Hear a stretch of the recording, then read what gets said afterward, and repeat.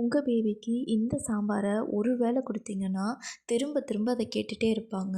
ரொம்ப ஹெல்த்தியான பூசணிக்காய் வச்சு சாம்பார் வாங்க எப்படி பண்ணுறதுன்னு பார்க்கலாம். இது கூடவே தேவையான அளவுக்கு துவரம் பருப்பை நல்லா 3லேருந்து 4 முறை கழுவிட்டு ஒரு அரை மணி நேரம் போல் ஊற வச்சு எடுத்திருக்கேன். இது கூடவே ஒரு பம்கினில் கால்வாசி அளவுக்கு எடுத்துகிட்டு அதை தோலை சீவிட்டு சின்ன சின்னதாக கட் பண்ணி எடுத்து வச்சுருக்கேன். இப்போது இது எல்லாத்தையுமே ஒரு குக்கரில் சேர்த்துக்கலாம். ஊற வச்ச துவரம்பருப்பு சேர்த்துக்கிறேன். இது கூடவே கட் பண்ணி எடுத்து வச்சுருக்க பூசணிக்காயும் சேர்த்துக்கிறேன்.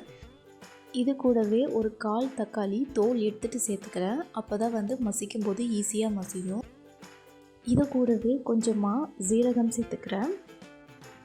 தோல் உரிச்சிட்டு ஒரு பல்லு பூண்டை மட்டும் நான் இது கூடவே சேர்த்துக்கிறேன். ஒரு பிஞ்ச் அளவுக்கு மஞ்சத்தூள்.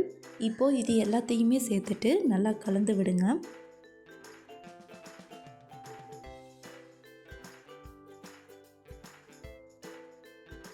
கலந்துட்டு மூடி போட்டு 3லேருந்து 4 விசில் விட்டு எடுங்க. பருப்பு நல்லா வெந்திருக்கணும்.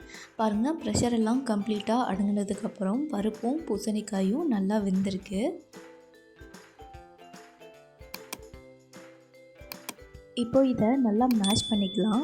அப்போ தான் உங்களுக்கு குழந்தைக்கு கொடுக்கும்போது தொண்டையில் சிக்காது. அதில் இருக்க தக்காளி பழம் பூசணிக்காய் எல்லாமே நல்லா மசிக்கணும். பாருங்கள், நான் இந்த அளவுக்கு நல்லா மசித்து எடுத்திருக்கேன். இப்போ இதுக்கு ஒரு சின்னதாக ஒரு தாளிப்பு கொடுத்துக்கலாம். அதுக்கு அடுப்பில் ஒரு பேன் வச்சு பேன் சூடானதும் அதில் கொஞ்சமாக எண்ணெய் சேர்த்துக்கிறேன். எண்ணெய்க்கு பதிலாக நீங்கள் நெய் கூட சேர்த்துக்கலாம். இப்போது எண்ணெய் காஞ்சதும் இதில் கொஞ்சமாக கடுகு சேர்த்துக்கிறேன். கடுகு நல்லா பொரிஞ்சதுக்கப்புறம் இதில் குட்டி குட்டியாக கட் பண்ணி வச்சுருக்க சின்ன வெங்காயத்தை சேர்த்துட்டு நல்லா வதக்கிக்கிறேன். நல்லா வதக்கிக்கோங்க. அப்போ தான் சின்ன வெங்காயமும் நல்லா வெந்து வரும். வெங்காயம் நல்லா வெந்ததுக்கப்புறம் அதில் வேக வச்சு எடுத்து வச்சுருக்க பருப்பை சேர்த்துக்கிறேன். தேவைப்பட்டால் இன்னும் கொஞ்சம் தண்ணி சேர்த்துக்கலாம்.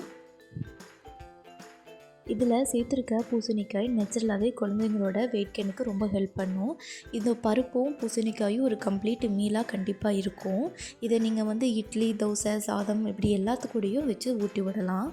இப்போது இது கூட கொஞ்சமாக நான் பெருங்காயம் சேர்த்து அதையும் நல்லா கிளறி விட்டுக்கிறேன். இது கொஞ்சம் நேரம் கொதிக்கட்டும். கொதித்ததுக்கப்புறம் கடைசியாக வாசனைக்காக நான் கொஞ்சமாக கொத்தமல்லி இலைகள் தூவிக்கிறேன். அவ்வளோதாங்க. ஆற வச்சுட்டு ஒரு பவுலுக்கு மாற்றினீங்கன்னா ரொம்பவே சுவையான சாம்பார் ரெடி. நான் சொன்ன மாதிரி இதை நீங்கள் குழந்தைங்களுக்கு இட்லி, தோசை, சப்பாத்தி எல்லாத்துக்கூடையும் வச்சு ஊட்டலாம். டேஸ்ட்டு ரொம்ப நல்லாயிருக்கும். கண்டிப்பாக ட்ரை பண்ணி பார்த்துட்டு எப்படி இருக்குன்னு கமெண்ட்ஸில் ஷேர் பண்ணுங்கள்.